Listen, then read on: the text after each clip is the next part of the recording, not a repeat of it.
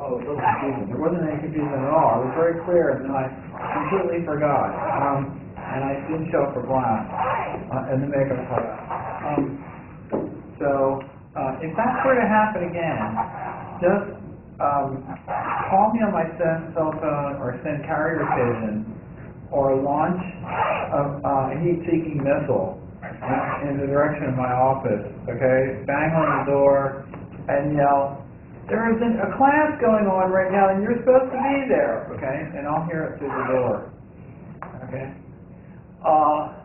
Yeah, so sorry about that. I will be traveling on Monday and Wednesday next week, so our next class will be a week from now, actually. I apologize for that, and I'm going to be actually traveling the week after. We're going to have some makeup classes. We'll figure it out. We'll figure it out. Good. Are there any questions?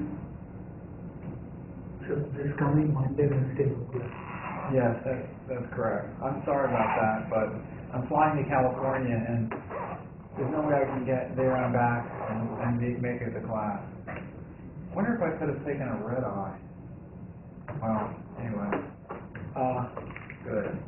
It wouldn't have been practical. So, okay. Good. So, with that, let's pick up where we left off. Actually, maybe I'll try to make a little bit faster. Okay, are there any questions? You guys are doing which lab right now? Just finished the end of the math estimation one. And did that go okay? Yeah. So you were able to get the results? Did people have, I mean, you know, the goal of these labs is for everybody to get 100%. That's a little odd. What's going on here? It looks a little strange. There, good. The goal of these labs is for everybody to get 100%. So if you have problems or questions, let me know.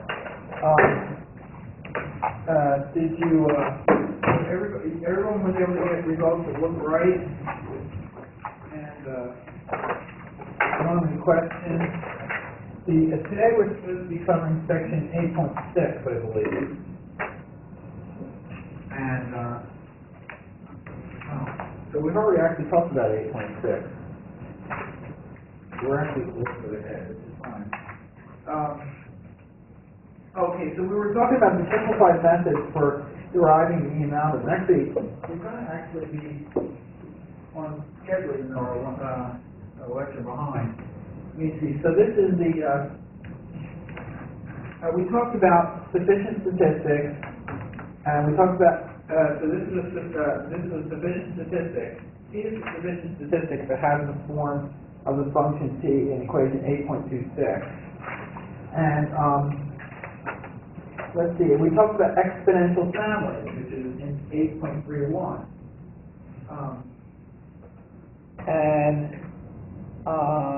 And the difference between basically a sufficient statistic and an exponential family. Well, okay.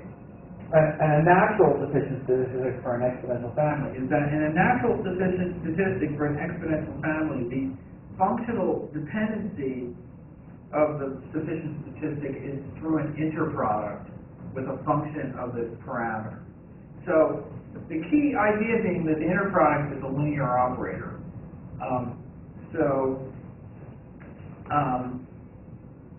Because it's linear, so when you take the log of an exponential distribution, the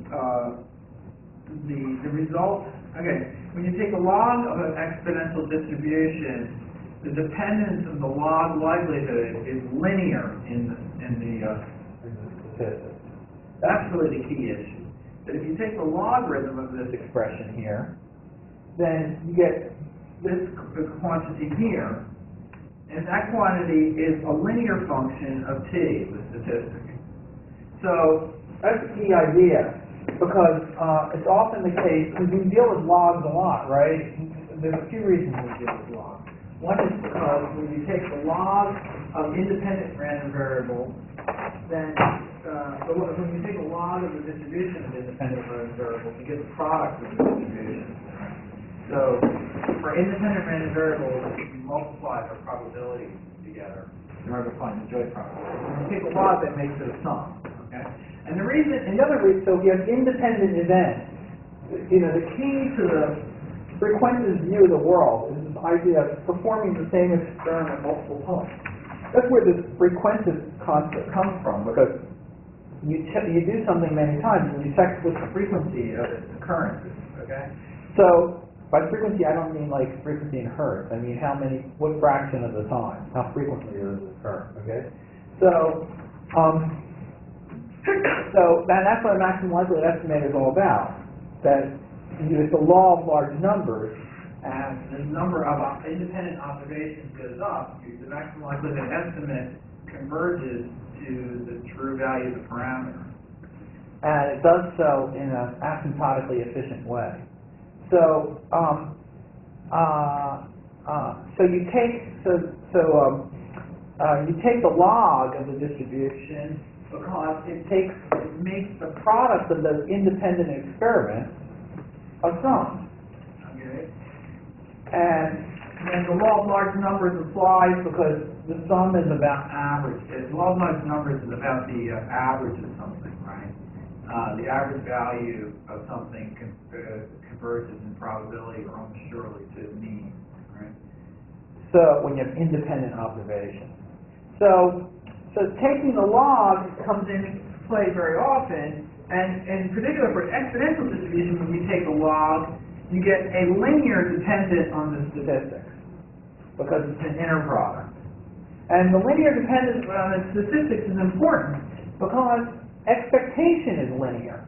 So because this is a linear operation, when you take the expectation of the log likelihood, you can take the expectation inside the interproduct, right? So there's a really fundamental theorem, whose name I forget right now. It's Fubini's theorem, is it? Is that the one that says that you can exchange the order of integration? Somebody in this room should remember. That's right, I think. Well, if it's not right, I've intimidated you all into agreeing with it temporarily. So, under very general conditions, right, if you have a sum and you have an expectation, right, you can exchange the sum and the expectation.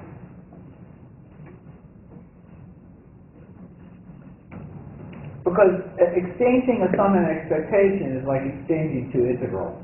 You can represent a sum as an integral, and you can represent an expectation as an integral. So, and under very general conditions, you can basically the theorem says, whenever an integral makes sense, okay, whenever the integral is defined, then you can exchange the order of integration, right? So the integral over a and the integral over b of f of x, y, dx, dy is equal to the integral over b, integral over a of f of x, y, dy, dx. That's true under very general conditions. Basically, whenever these integrals mean anything, they've got to be equal. Okay? So that's not true for like differentiation. You can't in general exchange the derivatives in the integral. I mean,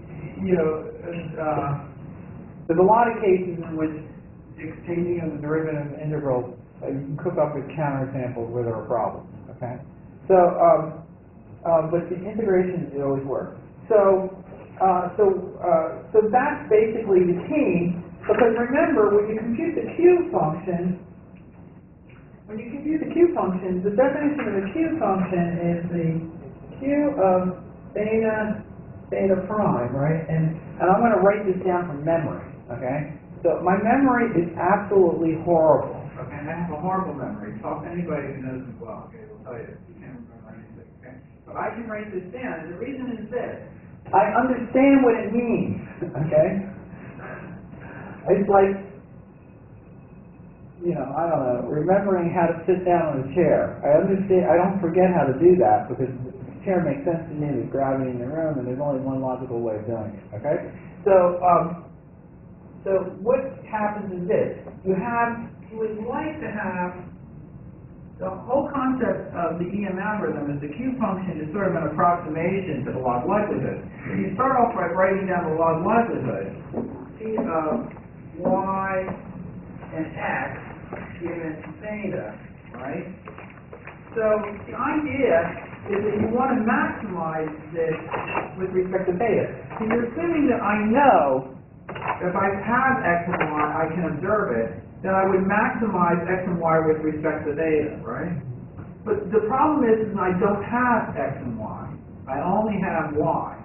So what am I going to do about the incomplete data x? Well, I put a random variable in here, and then I take the expectation given the value of y that I currently have, and, assuming an initial value of the parameter, theta prime. So that's how I write down the Q function, right? So it makes sense to me. I'm not just scribbling. I haven't just memorized it. In fact, I can't remember it at all. I just wrote it down because it makes sense. The Q function, if I took out the expectation, this would be just the log likelihood. But unfortunately, I can't write that down. Why? Because I don't know what x is. I don't have x. I only have y.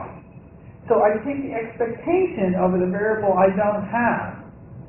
But if I calculate the expectation, I have to take the expectation given y, but now it's a chicken and egg problem because well, the only way I can compute the distribution of x given y is I don't even know the value of theta. But that was the whole problem. I'm trying to estimate theta. So that's fine. So what you do is you start off with some initial guess as to what theta should be, and given the initial guess of theta, you compute the conditional expectation of x given the guess you have for theta and the observed value of y. This makes sense? This is clear? If you understand this, by the way, you understand something very fundamental that makes you very different than most people who use the EM algorithm, because most people don't really understand what the EM algorithm does. Okay? So this is one way of thinking about it. And then the other way of thinking about it, of course, is that the Q function is a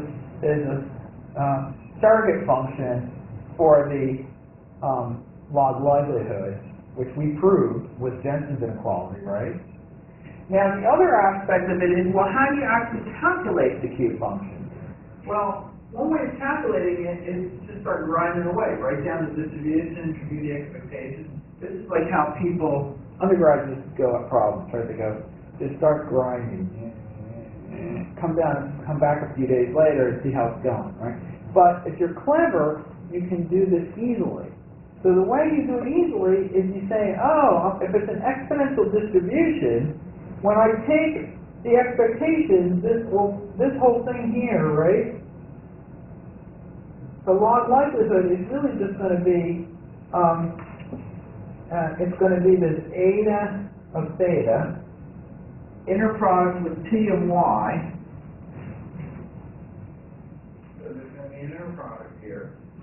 And then plus d of theta. And then there's an s of y, but who cares about that? Because it's not even a function of theta. So I'll just drop that. And when I take the expectation, then this is going to be equal to eta of theta, inner product with, now this is going to be the expectation of t plus d of theta.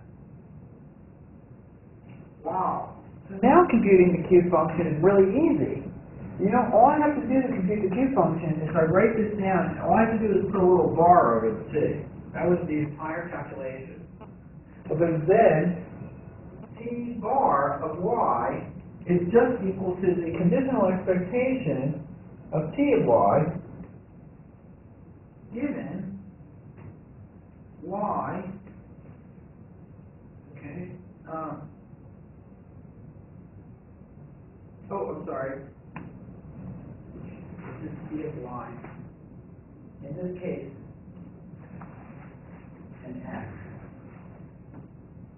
because here we're assuming we're observing both things, right? So t of y and x, conditions, and okay, this is y, conditions on y and theta prime. So all that happens when you do the EM algorithm for an exponential distribution is you replace the statistics with your expected value. And the reason that it works is because in an exponential distribution, the log likelihood is a linear function of the statistics. Let me say that one more time. So this sentence, you know, it's interesting. Some of the sentences I say have very little information content, and others have a lot. Okay. So this is one of the sentences that have a lot of information content. For an exponential distribution, the log likelihood is a linear function of the statistics. For an exponential distribution, this is an exponential distribution in 8.31, the log likelihood is a linear function of the statistics. That's basically what an exponential distribution is. It's a distribution where this log likelihood is a linear function of the statistics. So, since it's a linear function of the statistics, when you compute the conditional expectation of the Q function, you basically just take the expected value of the statistics. Now, what happens is this. And some of this stuff is like so simple that it's hard to explain. Sometimes when something is so simple, it's hard to understand. That if you have like some distribution and you wanted to maximize, you want to find the ML estimate of a parameter, then you have some observation y, and you maximize over theta. Then what will end up happening is that, oh, well, what would happen is you maximize over this thing, it's going to be a function of the sufficient statistics, right? I mean, some function. Like if it's the mean you're estimating, then it's going to be the average of it's going to be the sum of the observed random variables divided by the number of random variables, what you call the average, right? The average is the maximum likelihood estimated over the mean. So what will end up happening is you just, when you do the EM update, instead of taking f of t of y, because what will happen is you don't have all of y, you only have part of y, you'll just take the expected value of t. So all that happens is you plug the expected value in for t. So let's just do an example. Okay,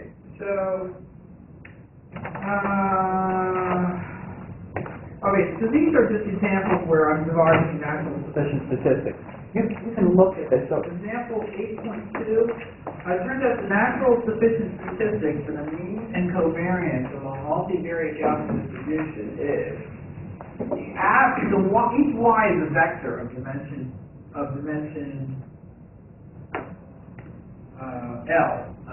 L, okay? So here yn is a member of R to the L, right? So each of these vectors each yn is a vector. So the complete set of observations is actually a matrix. It's an L by N matrix. Each column is an observed vector. Okay? And this is a pretty standard situation where you have a matrix of data. Each column is one observation of a multivariate vector. Like for instance, let's say you have, this comes up in a lot of cases. Let's say you're doing some machine learning problem. You guys know what machine learning is, right? So you have some observed vector for each experiment, right? And you're trying to use that vector to do something. I don't know, classify something or do regression, right? So you'll have a series of vectors, and each is hopefully an independent event, an independent training vector, okay? And then there might be something you're trying to predict from that. But in any case, you can represent the data as an L by N matrix, where each column is an observed vector for your problem, and you have N of them with our independent observations. And then the other thing would be the sample covariance. So let's say that this thing here, I'll make it a matrix. I'll call it Y with like little things on it, okay? So to make it, that's a matrix. Then this thing here is going to be just this y thing times a vector, a column vector 1, because that will be equal to b, because multiplying by the column vector will just sum along rows. So this notation of a 1 like that means it's a vector of 1. And then if you take y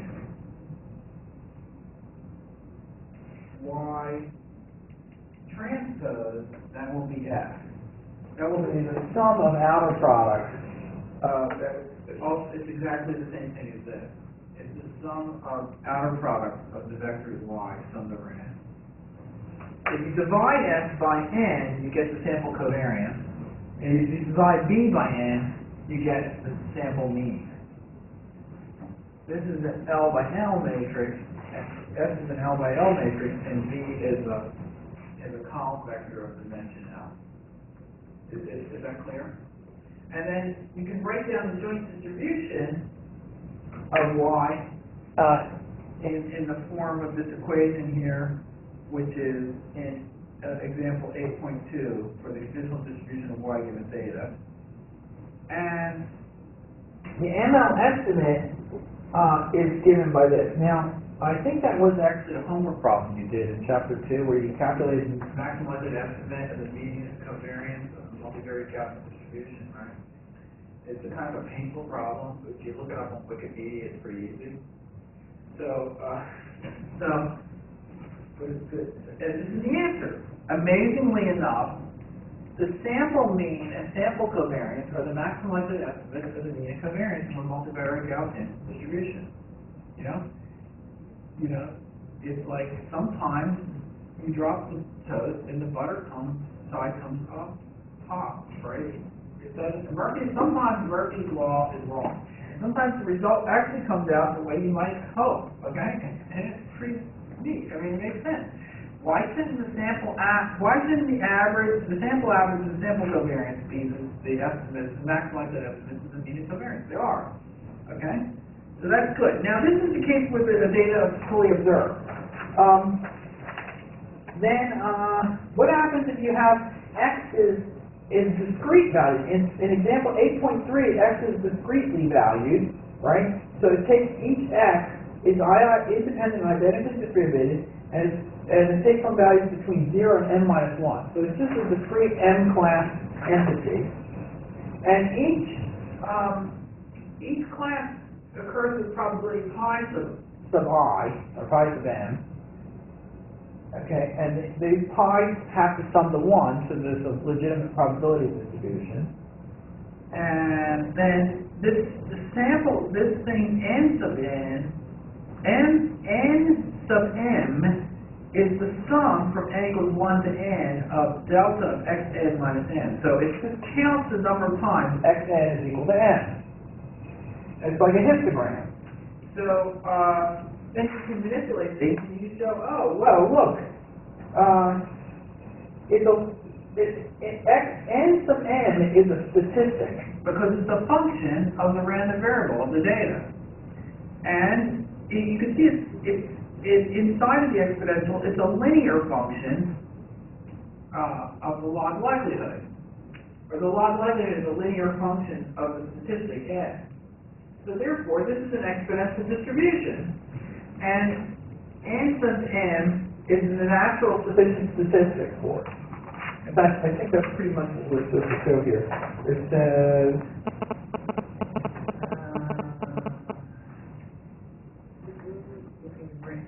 the natural exponential distribution with natural, oh yes. So it's an exponential distribution with natural sufficient statistic of this n sub n. Okay? Now, here's another problem. Now imagine you have x and y together. And now this is like a hidden Markov model where y is conditionally Gaussian given x, but the mean and variance of y is dependent upon the specific class that x takes on. This is just like, oh, we haven't talked about hidden Markov models, I forgot. This is like the clustering problem that we talk about. This is like the Gaussian mixture. So y here is conditionally Gaussian. So is y a Gaussian distribution? Does y have a Gaussian distribution? How many people say yes? Hold up your hand proudly. How many people say no? There's some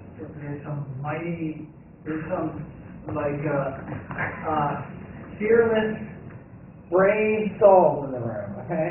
How many people in the room are brave? Put up your hand. Okay, how many people in the room are cowards? Okay. Truthful. Okay, all brave people who think that this is, I just can't remember what the question was anymore. Oh, is y Gaussian? Is y a Gaussian distribution? Don't you define it here as a multivariate, like, Gaussian vector, right? Do I? Don't you say here is used? Yeah, you do that 3 lines down. It's like the second sentence, a little higher. Okay. Here you go. You're on the line. On the end of the line. Oh, I lied. We generalize the problem slightly, but this is an error. It should actually say is conditionally. So is it a multivariate Gaussian vector? Apparently not, right? No, why? Because if you plotted the histogram of the distribution of y, what would it look like? So let's say there's two classes. Say y is a scalar, and the mean of one class is 0, and the mean of the other class is 1, and the variance is 1 in both cases. What would the distribution of y going to look like?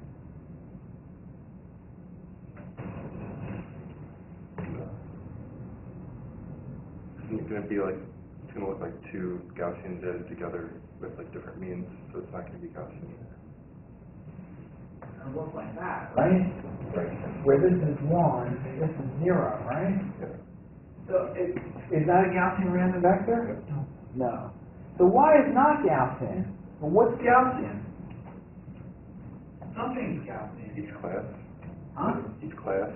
Yes, so the conditional distribution of y given x is Oh, Gaussian. okay.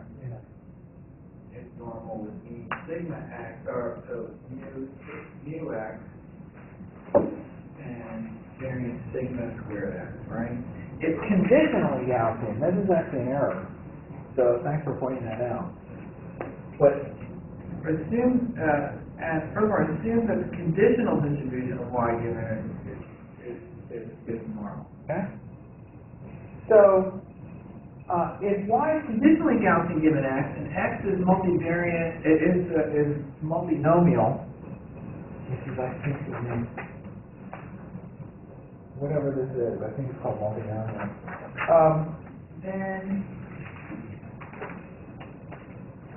Then, in fact, these two quantities are the natural sufficient statistic, and it's an exponential distribution. So,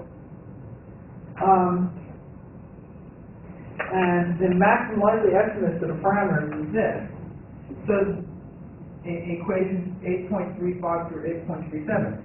So the maximum likely estimate of the parameters must always be a function of the sufficient statistic, right?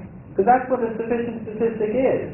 It's a thing that has enough information you can calculate the maximum likely estimate, right? And so it's going to be a function of the sufficient statistic, and it is, right? The maximum likely estimate of the probability of each class is the number of times x fell into class M divided by the total number of times it could. And then the b sub m divided by n sub m is going to be the sample mean. And the sample covariance is going to be, given by this equation 8.37. So But you can only calculate these maximum likely estimates if you have both x and y together. Because to calculate the b's, you need to know the values of the x's. See, in 8.33, you sum all the y's corresponding to x equals n. So, in order to be able to calculate the sample mean for class n, you have to know what x is equal to. If you don't, then you don't know which ones of the y's came from class n, right? So, if you have both y and x, you can calculate the maximum likely estimates of the update. But what if you don't have both y and x? If you only have y and you don't have x? That's the incomplete data problem. So that's what we're going to do next. So the EM update for exponential distribution, I've already talked to you about this. That's section 8.72. Well, this is the joint distribution of y and x, but now if it's an exponential distribution, the maximum likelihood estimate given y and x is just a function of the sufficient statistics. But if you then take the definition of Q, the definition of the Q function is that you take the expectation of that log likelihood over x given y is beta prime, and you can take the expectation inside of the inner product, because for an exponential distribution, the log likelihood of an exponential distribution is a linear function of the sufficient statistics. The log likelihood of an exponential distribution is a linear function of the sufficient statistics. So because of that, you just take the expectation and you're done. So now you just take the expectation of t, you plug that into the function for the maximum likelihood estimate, and that's EM update. This is the trick. The trick is you don't have to calculate the Q function. You skip it. You never bother calculating the Q function. You just write down the function for the maximum likelihood estimator, and you take the expectation of the statistics, and that's your EM update. You skip calculating the Q function. It exists theoretically, but you never actually calculate it. Do you understand that? So, now the problem is going to be, this is going to be so easy to do, that you won't actually be able to understand what I'm doing. This is going to be so simple, okay? Okay, so maybe I'll do it and then we'll come back. Okay, so let's say you have, here's an example. It's so easy. Before it was really complicated, and now it's so easy you won't even know what I'm doing. Okay, so you have y and x. Y is conditionally Gaussian given x. It's just like before, and x takes on n different classes, each with probability pi to n. Now, so the natural sufficient statistics, so we know what the EM updates are. The EM update, we know what the maximum likelihood estimate. This is the maximum likelihood estimate. So in order to calculate the EM update, okay, I'm about to do it, okay? So I'm looking at equations 8.35 through 8.37, okay? Is everybody prepared and about ready to calculate the EM update, okay? It's going to happen very fast, so you have to pay close attention, all right? So we're looking at equations 8.35 through 8.36, 8.35, 8.36, 8.37, I'm sorry. So these are the closed form expression for the maximum likely estimate of the parameters of this joint set of Gaussians and multi-adjoint, right? Okay, now let's say we have the incomplete data problem. In the incomplete data problem, you have y, but you don't have x. So we have to do the EM update. So I need to derive the EM update for this equation, okay? All right? Are you with me? Or are you just staring at me? Okay, good. Okay, now, so I need to calculate the EM update. So to do that, I don't know x, right? So I have to figure out what the updates are going to be when I don't know x, okay? You ready? Here it goes. I'm going to do the calculation. You ready? Is everybody, I go like this. I put a little bar over top of each of these things. I'm done. Wow, okay. I just did the whole calculation. Do you see? Unfortunately, I can't reproduce that magical event because now I've drawn a piece of paper with my pen, okay? I'd have to erase it. I just take the sufficiency because the B's and the N's and the S's are the sufficient statistics for the exponential distribution. If I don't know what they are, I just replace them with their expected values. It's like so exciting, okay? It's trivial. So remember, if I had actually gone through the calculation of calculating the Q function and everything for this case, I never did this. That would fill up like pages of calculations, okay? But now that I know this trick, I eliminate all that. It's like calling a subroutine.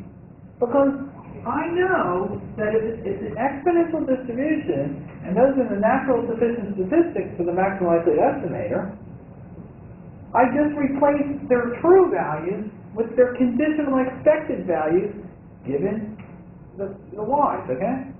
So all I do is I just put a bar over each quantity, and now I got the E update.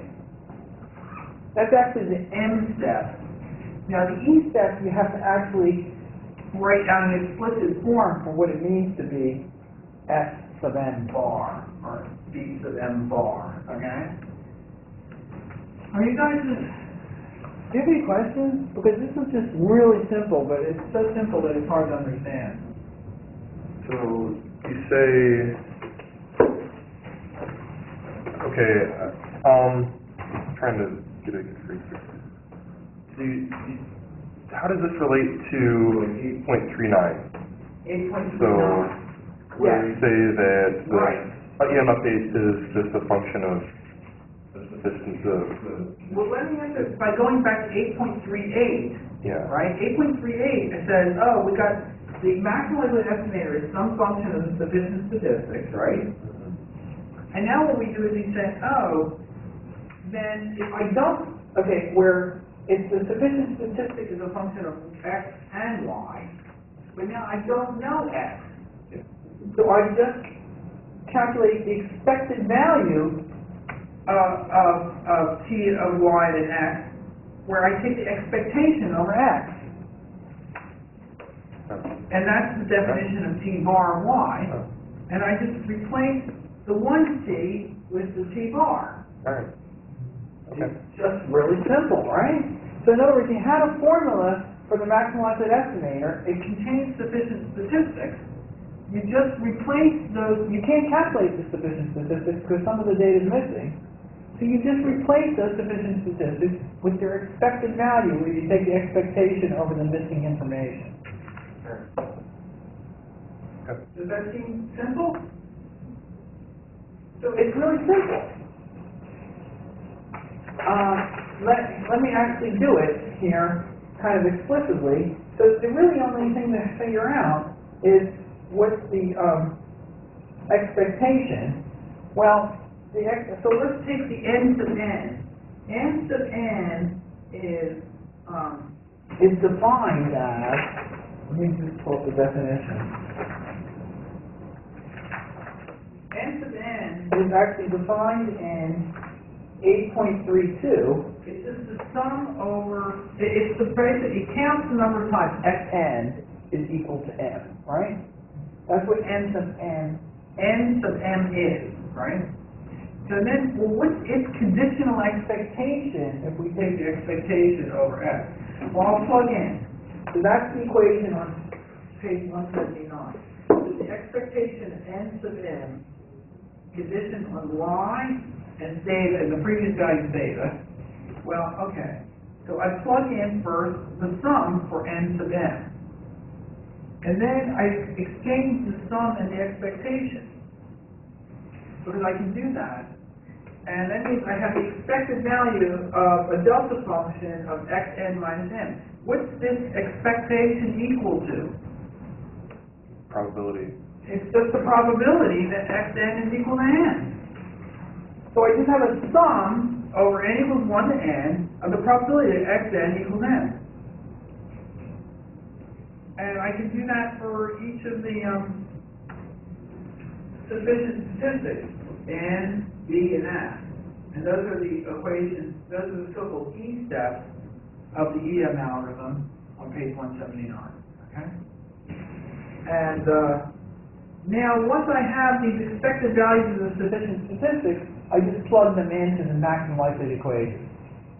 And that's what the equations are then on page 180 and the bottom of 179. So these are the equations that I have, see here,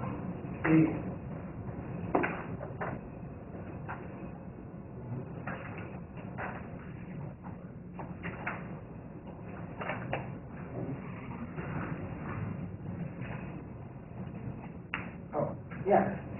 These equations right here, 8.35337, where I just put the bars over the quantity. That's all I've done. I just rewrote everything with bars on them. That's all it is.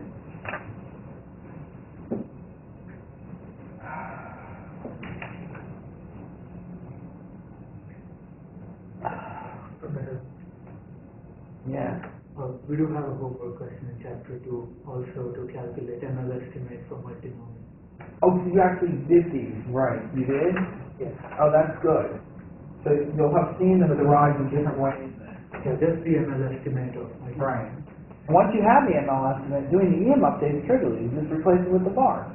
So now you can see, now we come full circle. Now you saw, well, how complicated the EM algorithm was. Now you see, oh, it's really simple. Because in the end, all you're really doing is you're just taking the expectation over the things you didn't know. As long as you're sure that the, and you know, most distributions we use are exponential. The gamma distribution, I don't know, Gaussian, generalized Gaussian, Poisson, Bernoulli, they're all exponential distributions.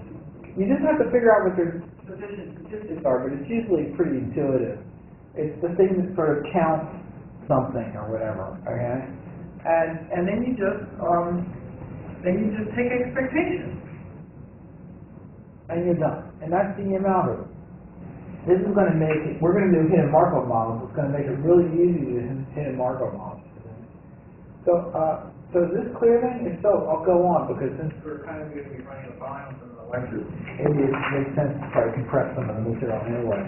How do you know the P of xn equals m given y and theta? Is that just like an initial guess and then it gets refined? Where is it? So like within nm bar, within the sum. Which sum? Any one of them? Yeah. Okay. You have the P, the probability. How do you know that? Or is that just a guess? And then How do I know that? Yeah. The probability. How do I know this probability? Yeah. No, you calculate it explicitly. Okay. Hold on for a second. That's easy to calculate using Bayes' rule. Hold on. Well, sometimes it's easy to calculate, and sometimes it's hard. But in this particular example of the Gaussian mixture, it's easy to calculate. Hold on. Let me go back and give you the And by the way, I think this will become clear when you actually do the lab. Because when you do the lab, you have to actually do the calculations in that lab. And when you have to put your fingers on a keyboard and figure out what to multiply together, I think it comes together in your head.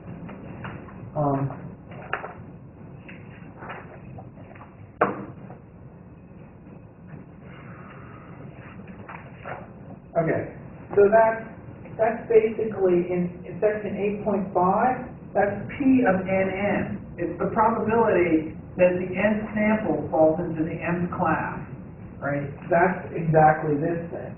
This thing here, this is P of nn. It's the probability, in fact, I have it right here. P of nn is equal to the probability that xn is in class n, given y and theta. And theta here is going to be the old value of theta. And then once you have that, it's used by Bayes' rule. So initially it is a guess then, right?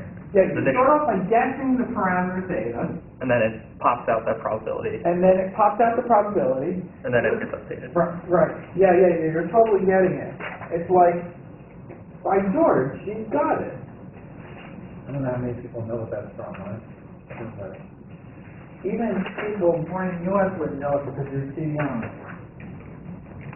It's from My Fair Lady. How many people have seen My Fair Lady? It's a Broadway play. It's quite famous. With, what's his name? Who was the guy? It was originally a book called Pygmalion, about a girl growing up in England who is shunned by high society because of her accent. So she learns how to speak with a proper British accent. How come I can't find this picture? And then she's loved by high society. So of course, in some sense, it's a pyrrhic victory because the question of what it really means is unclear. Okay, so here's the, as I was just burning time, here's the figure I wanted, 8.3. So by George, she's got it. So the thing here is, each sample gets mapped to one of these clusters.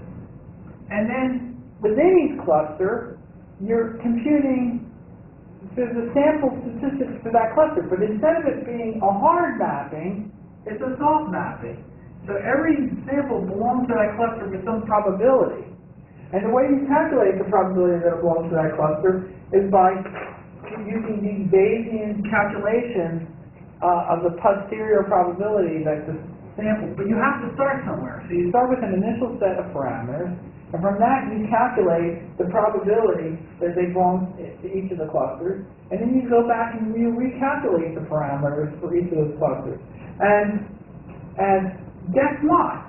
That is a good thing to do, because every time you do this update, it doesn't just make you feel good.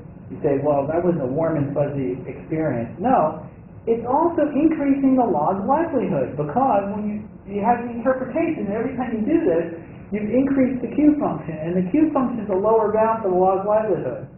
So this has the underlying theoretical interpretation of being a way of increasing the log likelihood and ultimately moving towards the maximum likelihood, or at least a local maximum likelihood. All right? So you see how the pieces of the puzzle fit together here? There's very few people who really understand the EM algorithm, because it requires you to understand a few different things and put them all together. So you have to understand this idea that it has this algorithmic structure of a clustering followed by a re-estimation, iteratively. Each step of that process has the interpretation of increasing the log likelihood, and that can be done very simply in practice by just taking the conditional expectation of the sufficient statistics in your maximized estimator. You just take what your maximized estimator would have been if you had known the membership of each of these clusters, and you just replace it with its expected value. And typically what it looks like is this. The equation is on page 179. It's basically expected sums of the quantities. And you take the expectation over the probability that it belongs to these different classes. Okay? All right? Does that make sense? Does this fit together? We're kind of almost out of time, but let me just touch on the next section. I'll give you sort of an overview of where we're going next. So, and by the way, you guys can use this extra time that we won't have class to work on the lab. Why don't you try to get ahead on the lab, okay? Because I think they will really understand the material much better. But the next thing we're going to do is we're going to do Markov chains and hidden Markov models. So there's a few things about Markov chains. Hidden Markov models are like a generalization of the Gaussian clusters, Gaussian mixtures, okay? And Markov chains are really important because you can model a lot of things with them, and their ergodic behaviors are really important. I'm going to give you a crash course. You're going to learn this course. You're going to have learned like most of what you would have needed to be learned through an entire semester in a course on recursive processes and Markov processes, right? Or advanced stochastic processes course. So you're going to get basically the highlights. Okay. And hopefully that will be valuable. And so read this material, because if you come in cold, it'll be hard to understand. Okay, goodbye. Recording has stopped. Okay, there's a couple seconds behind up here.